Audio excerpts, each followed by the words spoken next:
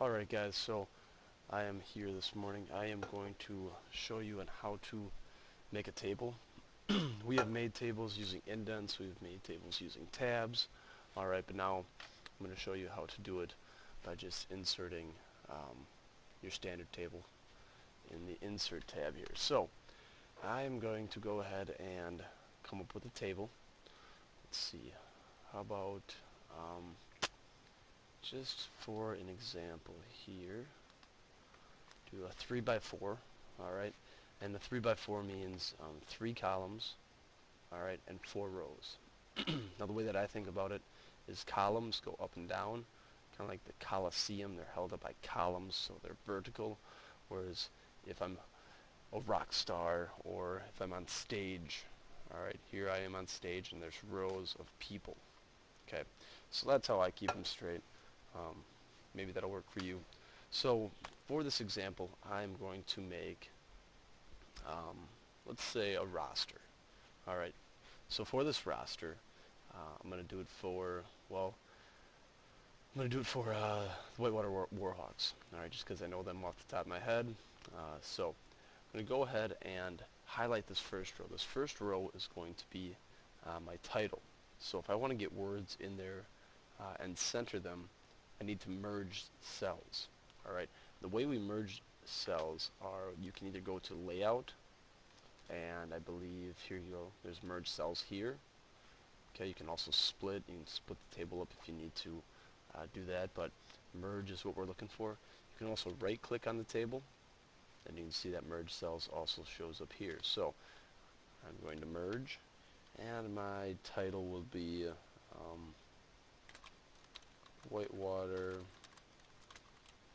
Warhawks. Ooh.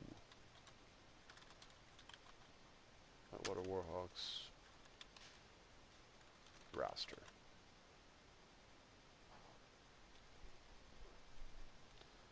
Alright, I'm going to go ahead and center this.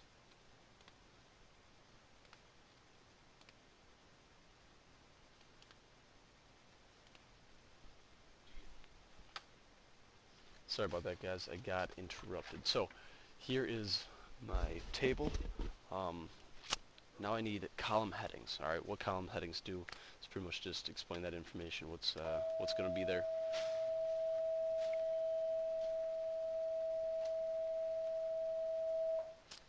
So the first column we'll put name, we'll put position, and how about number, I guess. Alright, so here are my column headings, and from here we'll start with yours truly.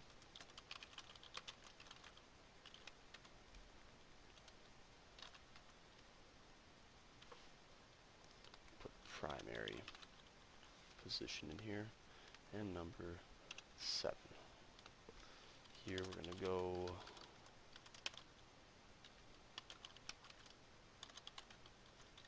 he was our DH, and he was number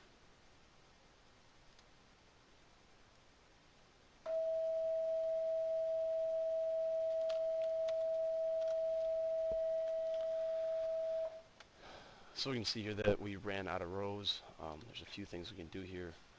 Go to insert, row below, row above. If you need columns here, you can also do that. Insert columns left and right. Once again, there's another way you can do this. In your Table Tools Layout tab, there's rows and columns here as well. So I'm going to go ahead and insert a row below.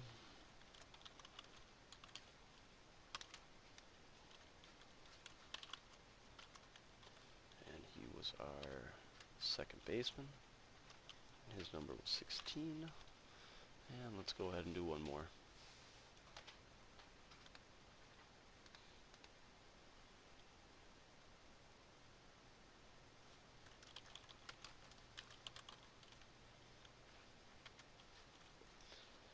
If you hit the tab button, it will shift over to the next cell there. So that's what I've been using.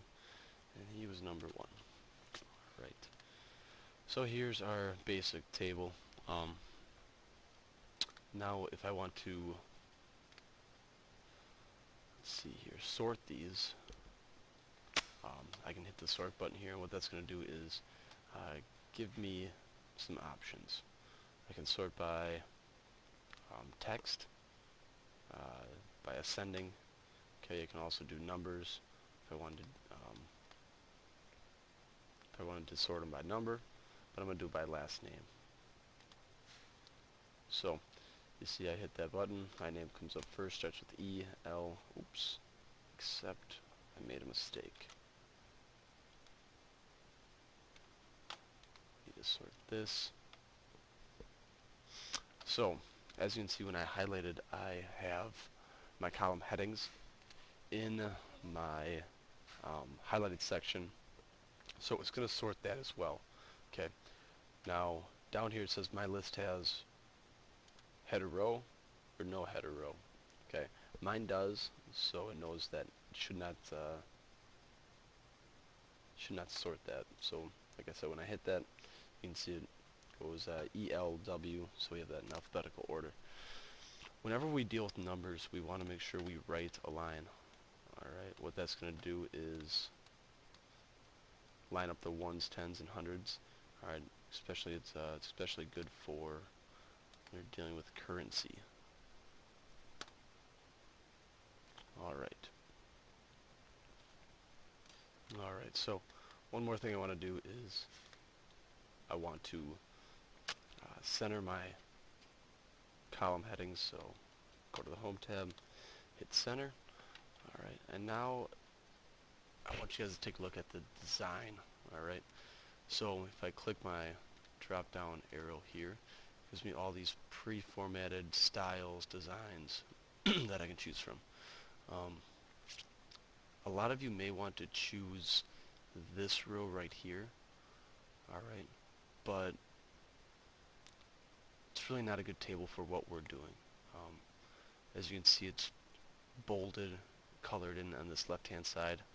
Since we're just doing names there, it really wouldn't make much sense to have that. We kind of want to take a look at these up here. Okay, so pretty much every other row we want to take a look at. Since Whitewater was purple, I'll go with this color. Alright, now it's not exactly purple, is it? But we can change that. So, well, that's not where I want to be.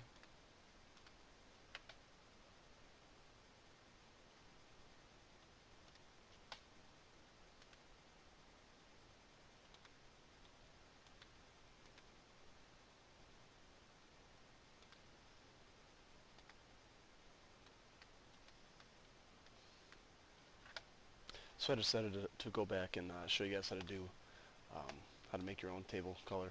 I know there's pre-formatted ones, but for an assignment you're going to have to make your own. So here is, like I said, my table. Go to design and I can click on shading. I'm going to choose purple since Whitewater is purple. Now black on purple, we know that the contrast there is not very good. I'm just going to change my text to white. Alright, with those black lines. So now I want to make my title stand out a little bit more, so I'm going to increase the font size. Also, one thing that I need you guys to do is make sure that your column headings stand out. So whether you bold it or make it a smidge bigger, alright, people then know that they're column headings. Alright, one last thing I want to do here is highlight my table again. You can also click this little these arrows up here in the top left hand corner. That will also select your table. If I go to Table Tools Layout and press this Auto Fit and then do the contents of my table here, you can see it shrinks it down.